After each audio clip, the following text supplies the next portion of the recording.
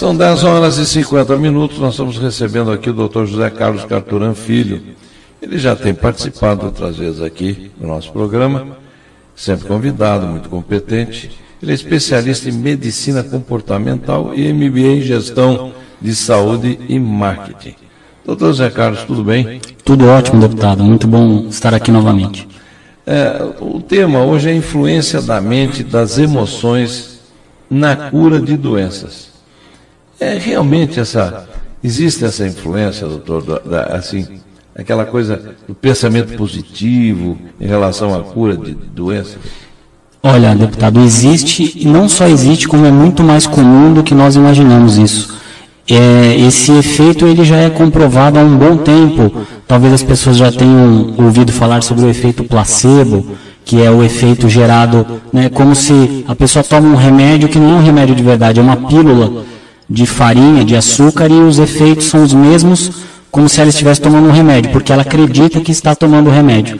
Essa é a grande dificuldade da indústria farmacêutica para colocar um medicamento novo no mercado, os testes. Porque os testes hoje em dia são todos feitos também em número grande de pessoas e com placebo também, né? Exato. Para um medicamento ser colocado no mercado, ele tem de apresentar um efeito muito maior do que essas pílulas placebo. As pessoas que participam dos grupos de pesquisa não sabem quais delas estão tomando o placebo, o medicamento que não é de verdade, e o medicamento propriamente dito. E os resultados são muito próximos, por isso que é difícil de lançarmos um medicamento novo no mercado. Mas é muito interessante isso, porque a pessoa toma um remédio de mentirinha que não é remédio, e às vezes acontece a cura.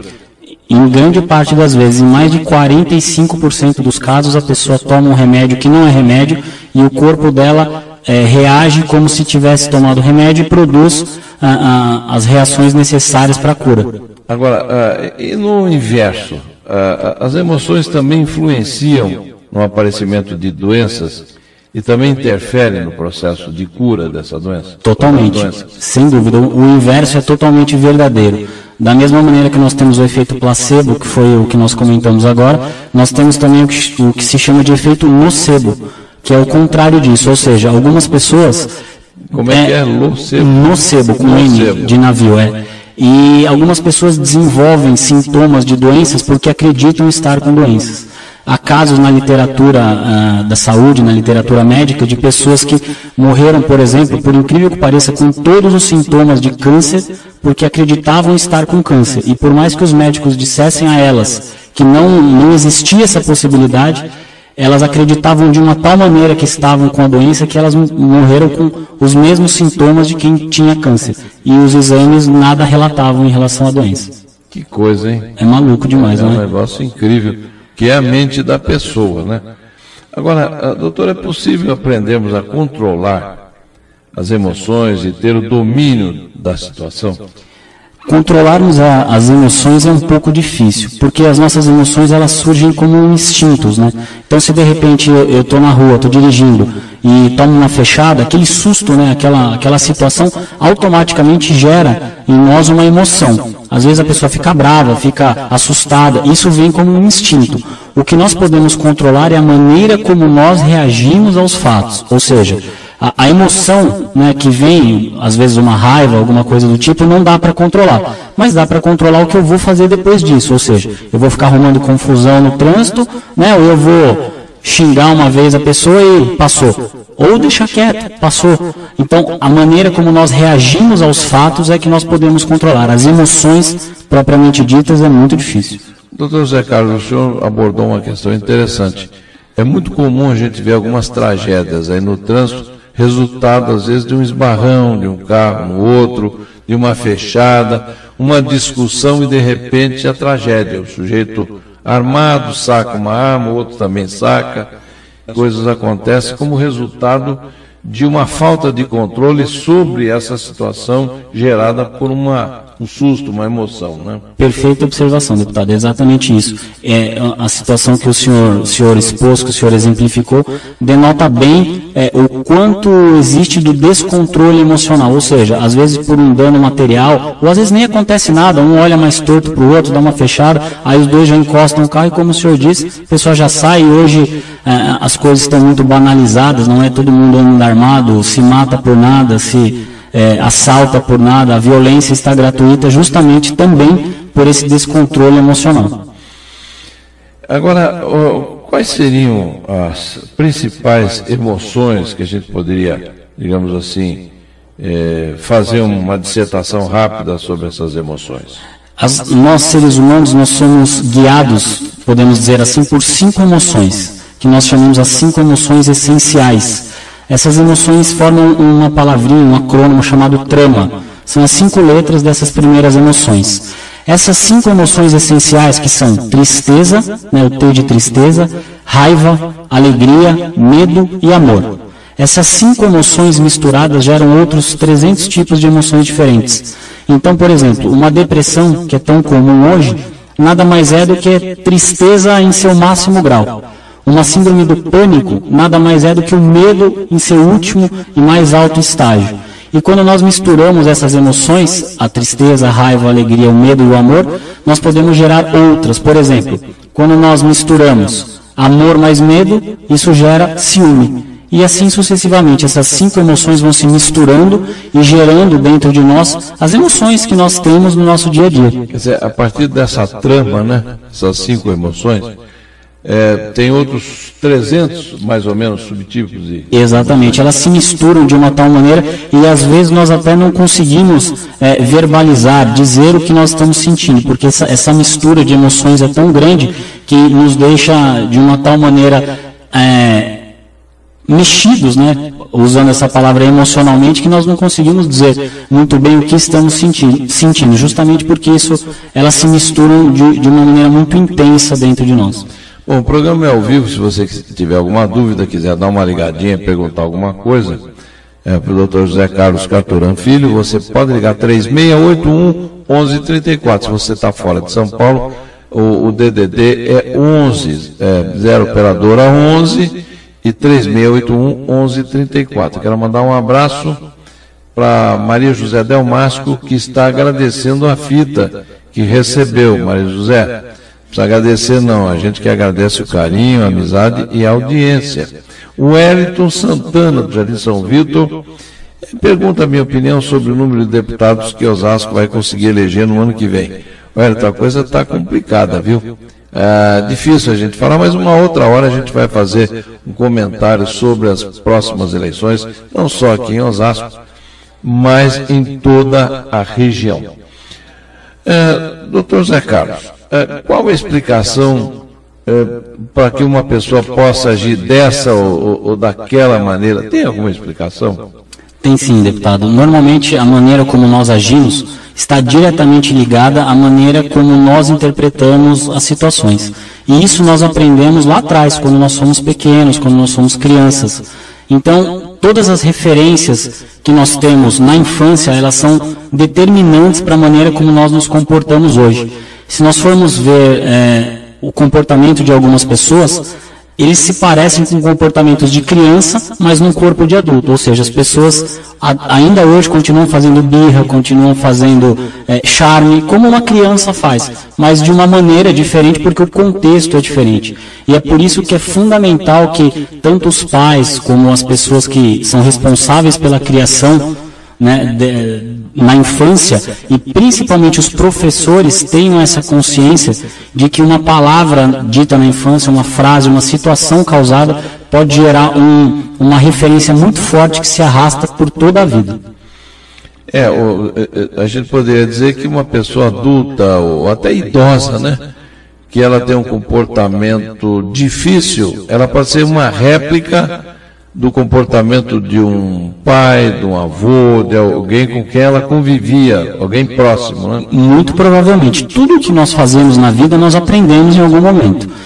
Em relação às emoções, isso não é diferente. Se nós agimos ou reagimos frente a uma situação de uma determinada maneira, em algum lugar, em alguma época da nossa vida, nós aprendemos a agir dessa maneira com alguém. Por isso que eu mencionei a importância dos pais, dos responsáveis pela criação e principalmente dos professores, já que as crianças passam cerca de 1/3 do dia, quase metade do dia na escola. Agora, dá para o senhor citar alguns problemas que podem servir de exemplo da influência do pensamento e do emocional em uma cura? Sem dúvida. Casos de depressão, de síndrome do pânico, eles são essencialmente emocionais. Outros casos muito comuns dessa influência emocional são principalmente doenças como psoríase, como vitiligo, acne, algumas manifestações que nós chamamos de psicossomáticas, ou seja, elas são geradas por um pensamento, por distúrbios emocionais e acabam se somatizando, se manifestando no corpo da pessoa. São doenças que não têm causadores, não têm um vírus, e por isso que elas são mais difíceis de serem tratadas, porque não dá para tratar o sintoma, tem que tratar a causa. O senhor falou vitiligo, né? Eu tenho um colega na Câmara Federal, é um deputado federal da Bahia, ele deve estar com aproximadamente 70 anos. E de repente, nunca teve nenhum problema na família, ele também nunca teve problema, e apareceu vitiligo, ele está perdendo a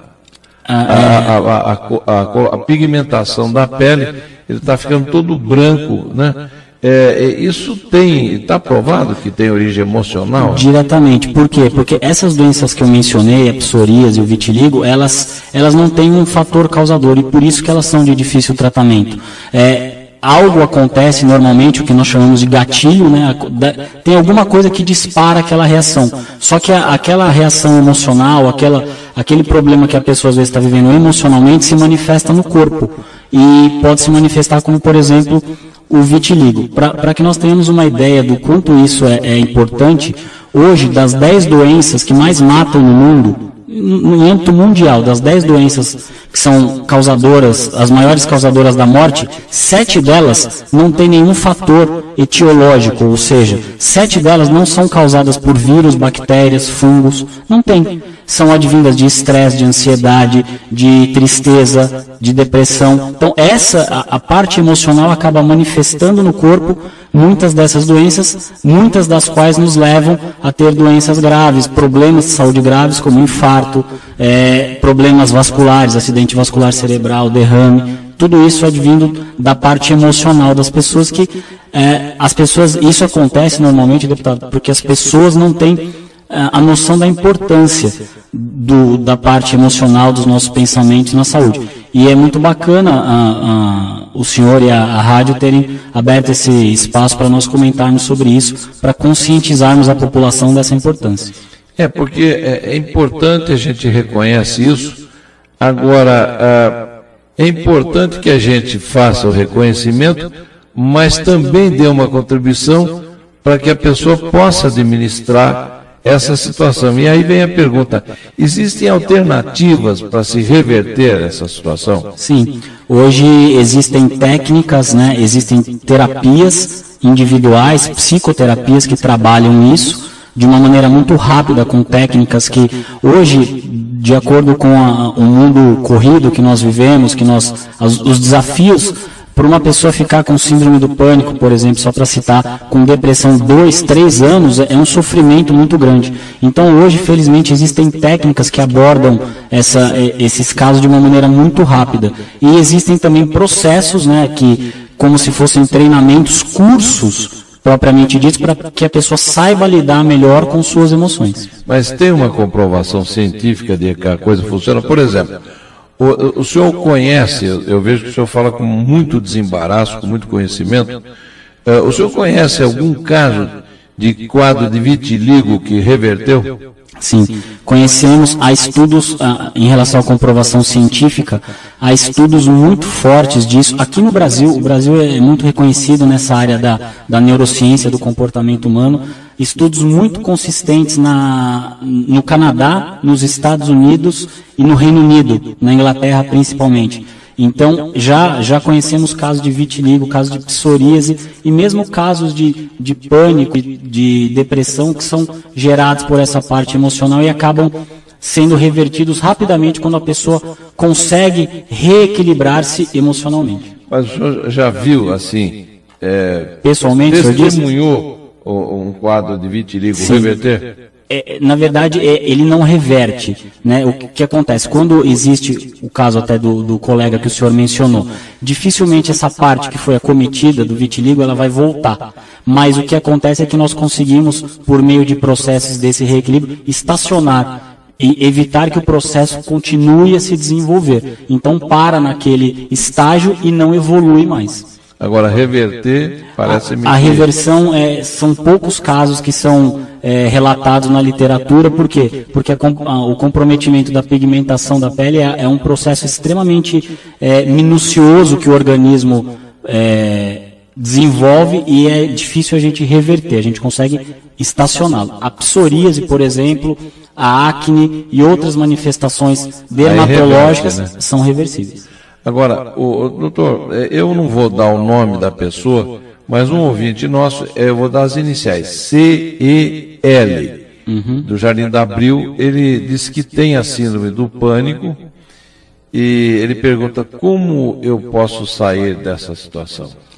Da mesma maneira que eu acabei de citar aqui, por meio de uma terapia individual, caso ele prefira, né, com acompanhamento médico, que eu creio que ele já faça. Em nenhum momento aqui nós estamos, né, deixando de lado a importância de um médico, de às vezes um acompanhamento medicamentoso, que também faz parte de um tratamento. Mas por meio desses cursos que fazem com que a pessoa desenvolva, reequilibre-se emocionalmente, ou por meio de uma terapia direcionada para isso. Na síndrome do pânico especificamente, se o senhor me permite, quando a gente consegue descobrir o gatilho, ou seja, ele viveu muito provavelmente... desencadeou, exatamente, ele viveu uma boa parte da vida sem ter isso. Alguma coisa aconteceu que, com base em tudo que ele tem ali na mente dele, desencadeou esse processo. O grande X da questão é nós trabalharmos em cima desse fator causador e em cima disso revertermos o processo. Bom, eu quero dar meu testemunho aqui, viu, meu querido CEL. Você deu o seu nome completo, mas eu acho que quando se trata de um assunto desse, a gente tem que resguardar a privacidade do ouvinte. Obrigado pela confiança, mas eu posso também dar o meu testemunho que eu vivi essa situação de síndrome do pânico e tem jeito sim. E muito de acordo com o que está dizendo o nosso querido Dr. José Carlos Carturan Filho, eu vivi uma experiência também religiosa que me levou à cura da síndrome do pânico e sem descartar, sim, tudo isso que o doutor falou aqui, a assistência de um médico, né? Sim, pessoas o medicamento, né? Pessoas que trabalham com esse assunto, como é o caso do Dr. José Carlos Carturan. Agora, como é que se pode aprender essa questão para melhorar a forma de agir e de pensar, doutor? Assim como um exercício físico que nós fazemos para o corpo, exemplo, uma musculação, para a mente funciona da mesma maneira. Nós precisamos readquirir novos hábitos. E isso, às vezes, demanda um tempozinho maior. É necessário que nós tenhamos essa flexibilidade de aprender novas coisas e desaprender antigas coisas que não nos servem mais. Ou seja, a pessoa tem que se reprogramar e fazer exercícios, né, para poder entrar num novo ritmo e se desprogramar em relação àquilo que gera toda uma situação adversa, né? O senhor usou um termo muito bacana que serve para nós darmos um outro exemplo muito comum, né? O senhor usou o termo reprogramar. Nós a todo momento estamos nos programando. Então, um exemplo que creio que seja bastante comum para as pessoas. Quando nós chegamos tarde em casa de alguma situação, algum compromisso e temos de levantar cedo no outro dia, nós automaticamente dizemos para nós: puxa vida, amanhã vai ser um dia complicado, eu vou levantar um bagaço, vou estar super cansado, nossa, amanhã o dia vai ser complicado. Já se programou. Acabou de fazer uma programação, levanta cansado, o dia normalmente é complicado. Da mesma maneira que nós conseguimos fazer este tipo de programação, nós conseguimos reverter esses processos por meio de uma reprogramação, como o senhor disse. Agora, tudo isso aí acaba interferindo em outras áreas da nossa vida. Quer dizer, a pessoa que tem problemas, está sempre cansada, está sempre se programando para se cansar cada vez mais, isso acaba interferindo no relacionamento sexual com a parceira, com o marido, com a esposa. Sem dúvida. Realmente é terrível isso aí, não? Sem dúvida. Isso acaba gerando o que as pessoas talvez conheçam como o efeito cascata, né? Como aqueles dominós que estão todos enfileirados e a gente dá uma batidinha num e vão caindo todos os outros. Porque quando nós temos esse tipo de problema se manifestando conosco, no nosso organismo, o que acontece é que nós perdemos rendimento profissional, perdemos rendimento físico, e isso interfere, como o senhor exemplificou, na nossa parte afetiva, na nossa parte emocional, no relacionamento familiar. E isso tudo acontece, não é por encanto, por mágica, não. Todos esses processos que a mente e as emoções desenvolvem estão diretamente ligados ao nosso físico. A mente e o corpo estão diretamente ligados.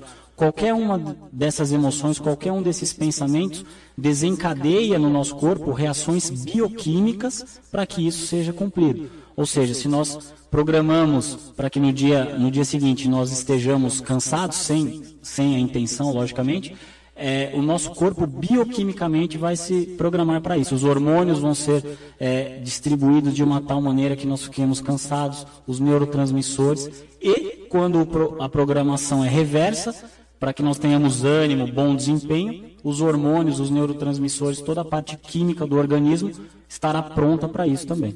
Eu não posso deixar de fazer uma observação aqui, porque é muito comum a pessoa falar, doutor, ai, Rossi, eu não aguento mais. Ela está se programando para não aguentar mais a situação, né? Para ficar cada vez mais estafada, cansada, sem paciência. Então, as palavras têm um poder muito grande. O poder da palavra, né? Muito grande. O poder da palavra. O nosso ouvinte também, eu não vou dar o nome, porque são pessoas que confiam na gente, ligam aqui, abrem o coração, é GQS, lá da Vila Ester, em Carapicuíba. Ela diz assim, Rossi, eu tenho 54 anos, sempre tive uma tristeza muito grande, uma depressão. Isso tem tratamento? Sim, é o mesmo processo. A boa notícia hoje, deputado, é que por esses estudos novos da neurociência, hoje o diagnóstico por imagem consegue mapear as áreas do cérebro que estão ativadas ou inativadas nos nossos processos emocionais. A boa notícia para essa senhora é que hoje não só existe solução para isso, como a solução é muito mais rápida e mais efetiva do que as pessoas imaginam. Porque o grande segredo, se é que nós podemos chamar assim em relação a isso, é não só revertermos este processo, mas darmos à pessoa recursos para que ela mantenha isso depois. Ou seja, nós quebrarmos esse padrão de comportamento que ela nos cita, né, que sente há muito tempo, mas também trazer a ela recursos para que ela consiga, daqui por diante, viver a vida de uma maneira diferente com novos recursos. O senhor acabou de falar, eu sou apaixonado por esse assunto e acho que os ouvintes também estão demonstrando isso, os telefonemas. A pessoa, o senhor acabou de falar que há recursos de mapear o cérebro para saber, isso está sendo usado com frequência ou só quem tem mais recurso financeiro para fazer isso? Isso, na verdade, deputado, esses recursos hoje eles já estão disponíveis, né, para nós brasileiros aqui em alguns locais que são referências no tratamento de comportamento humano, como por exemplo o Hospital das Clínicas em São Paulo, o Hospital São Paulo da Universidade Federal de São Paulo. Mas esses diagnósticos por imagem, como são equipamentos muito caros, eles estão servindo a princípio, a principal função deles é justamente comprovar que há essa ligação entre a emoção, entre o cérebro e a manifestação física. Da pesquisa. Justamente pelo custo elevado disso, mas há casos em que os pacientes são submetidos, equipamentos, por exemplo, de ressonância magnética, servem para mapear áreas do cérebro que estão sendo envolvidas em um processo de saúde e doença. Bom, doutor, o tema é vasto, infelizmente o tempo nosso é limitado. O senhor gostaria de fazer alguma observação final sobre esse assunto? E outra coisa também, doutor, o senhor tem feito assim, tem tido participações muito interessantes aqui na rádio, muita gente manifesta interesse sobre o assunto, sobre a sua pessoa. Também, por favor, faça um comentário final. Legal. As considerações finais são, primeiramente, repito, a chance de nós falarmos sobre esse assunto que é tão rico e tão importante para as pessoas, e para que, quando as pessoas perceberem em si próprias algo que não está de acordo, algum comportamento que elas não gostam, que acabam repetindo insistentemente, mas não gostam de repetir, para que elas procurem auxílio médico, auxílio psicoterapêutico, para que elas deem a devida importância a essas manifestações do comportamento, das emoções, porque isso pode evitar de um futuro desencadeamento de doenças. Hoje eu trabalho numa empresa que aborda essa parte do comportamento humano. Nessa empresa, nós temos nessa empresa, na nossa equipe, profissionais que trabalham com essa área psicoterapêutica, direcionada a problemas como esses que foram citados aqui no programa, e também com esses cursos que ensinam as pessoas como reverterem esses processos emocionais. O Ozil Oliveira, lá de Itapevi, está mandando um abraço para o senhor e disse que trabalhou com o Veríssimo, é isso? O Veríssimo, me lembro do Veríssimo, um grande abraço a ele também. A Lúcia Batista é a última, agora não adianta ligar porque o tempo esgotou. A Lúcia Batista, lá de Jardim Teresa, diz que perdeu um filho há 10 anos e não consegue administrar isso passados 10 anos, se tem jeito isso. Tem sim. É comum quando nós passamos por uma situação de tensão emocional muito intensa, como eu acredito que deva ter sido, infelizmente, o caso dela, que isso fique muito consistente, sedimentado dentro de nós. E isso cai naquele exemplo que nós demos no início do programa sobre como nós equilibrarmos as emoções. Muito provavelmente ela jamais deixará de sentir tristeza pelo fato. Isso é óbvio. Seria mais uma saudade do exatamente. Que, né? Mas tristeza sempre é pessoa. Acontece. Mas que não seja uma coisa assim. O que acontece, como patologia, né? Exato. O que acaba sendo importante, deputado, é que isso não impeça de viver a vida daqui para frente, porque certamente há outras pessoas com ela que gostam muito dela e dependem muito dela também e querem que ela esteja sempre bem. Tá. Doutor, muito obrigado. Doutor, falei aqui com o doutor José Carlos Carturan Filho. E a gente fica muito feliz com a sua presença e espero que volte outras vezes. Obrigado, doutor. Eu que agradeço a presença, mais uma vez a oportunidade, e para finalizar, um abraço ao senhor, a Ana Paula, e aos meus pais, doutor José Carlos Carturan e a dona Estela Cavalcante Carturan. Estão ouvindo? Sem dúvida.